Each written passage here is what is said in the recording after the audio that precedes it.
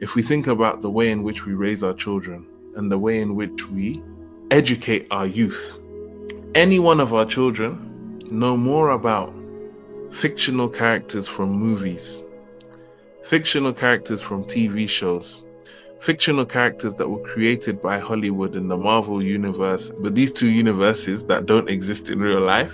All of the characters, if you were to ask any 10-year-old about Iron Man and all of these different people, they can tell you all of their stories. But if you ask them about the stories of the Sahaba of Rasulullah sallallahu alaihi wasallam, it will be difficult for people to name even up to 10. I was sent to a camp and there was a lot of young children and they were all Muslim.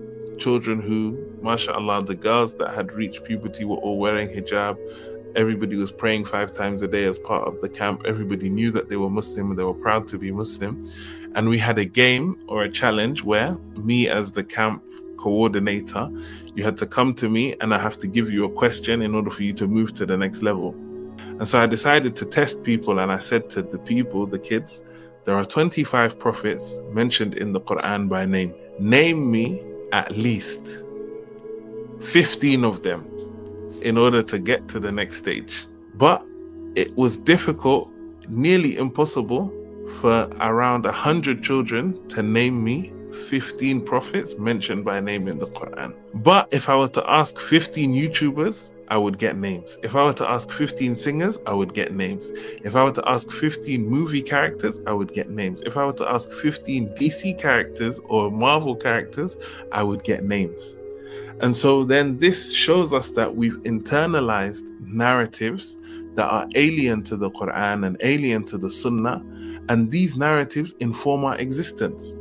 Because if you know, for example, you've watched a film, and the film is a romantic film, let's say The Notebook, for example, the way in which the relationship of the main characters work is the narrative that you have consumed, and then the narrative that you reflect on how you think a romantic relationship should work, or how you think love should work, or how you think you should function in society with the opposite sex. But if we consume those narratives and we don't consume the narratives of Sayyidina Muhammad sallallahu alaihi wasallam and Khadija and the love that they shared, the fact that the Prophet sallallahu alaihi wasallam said, she believed in me when everybody else denied me.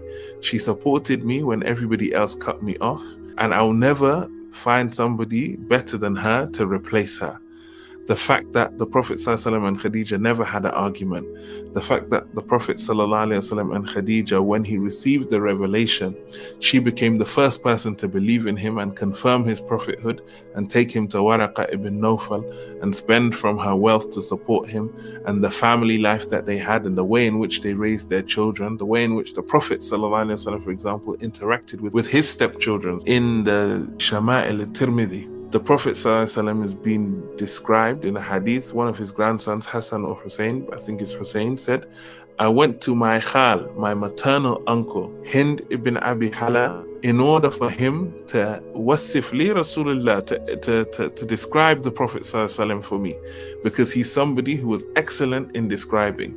And one of the best ahadith we have in description of the Prophet ﷺ is from this man, Hind ibn Abi Hala. If Hassan or Hussein, the grandson of the Prophet ﷺ, says this is their maternal uncle, what does that mean? That means it's the brother of Fatima, the daughter of the Prophet ﷺ. But we know that the Prophet ﷺ only had Qasim and Abdullah and Ibrahim as children. So that means this Hind ibn Abi Hala, as we know, was the son of Khadija from a previous marriage. But he grew up with the Prophet ﷺ, and he loved the Prophet ﷺ so much that he was able to describe him in detail in the best of ways, his physical attributes and his characteristics, which is a testament to the harmonious marital life that they had and the household that he grew up in, because he felt comfortable enough with his stepfather Muhammad ﷺ to observe his character, to observe his physical appearance, and be happy and descriptive in narrating it. All of these narratives, the narratives of the relationship between Fatima and her husband Ali, the narratives of the Sahaba and how they dealt with different situations and the stories they faced and the trials and tribulations that they overcame and the way in which they were supported through the love that they had for the Prophet ﷺ, through the dedication that they had for the Prophet ﷺ, the different archetypes and types of Sahaba. If you're a Muslim, for example, who's struggling with certain sins, you can look into the stories of the Sahaba and see other Sahaba who struggled with the same things that you did and were able to overcome them, and the gifts of the advice that Rasulullah ﷺ gave those Sahaba in order to overcome those vices. All of these different narratives exist in our tradition.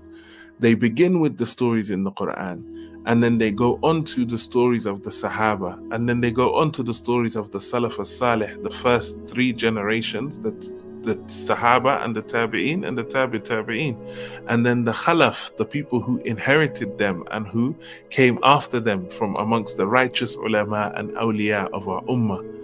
All of these people exist, and all of these beautiful stories and narratives exist.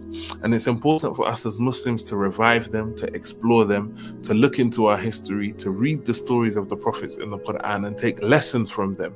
Allah subhanahu wa ta'ala says these are ibrah, lessons li'ulu al-albab, for those people who have hearts, for those people who have these internal faculties that allow them to be able to reflect on these stories. It's upon us as Muslims to revisit the narratives of the prophets in the Quran, the narratives of the people around Rasulullah sallallahu alaihi wasallam and Rasulullah sallallahu alaihi wasallam himself, the narratives of the previous generations, the Salaf as-Salih, the Sahaba who followed the Prophet, and the Tabi'een who followed them, and the Tabi'een who followed them, and then the Khalaf who came after them, and those people who succeeded them in good actions, وَمَنْ تَبِعَهُمْ بِإِحْسَانٍ إِلَى يَوْمِ الدِّينِ, and those people who continue to strive after their footsteps in excellence until the Day of Judgment. Because we're living in a time when, if you don't consume your own narratives, people will make you consume their narratives. If you don't fix your worldview and your understanding of how Allah wants you to see the world, you'll be corrupted by how the people of the world want you to engage with and see the world.